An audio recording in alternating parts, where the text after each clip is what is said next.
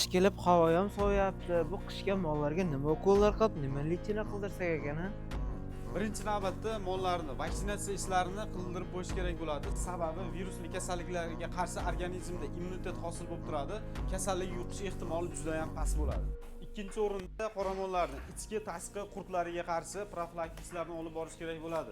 Sababi ozuqadan hosil bo'lgan kaloriyaning ko'p qismi qurtlar tomonidan yeb bitiriladi. Qurtlarini to'ksa mol zo'r semiradi. Bunda tashqi qurtlariga qarshi ivermektin preparatidan foydalansa bo'ladi, tashqi bitlarini to'kib beradi. Ichki qurtlarga qarshi esa immunoparazitan. Nima uchun aynan bu? Sababi ozgina doza bilan tanadagi barcha qurtlarni to'kib beradi.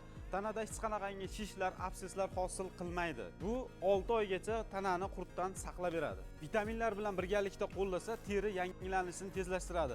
Hayvonlarni tulatib, yaltilatib, chiroyli holatda qilib beradi. Hozir bu yerda turgan avlikol buqachalarimizga mana shu tartibda ishlaymiz. Natijasini bir haftadan keyin ko'ramiz.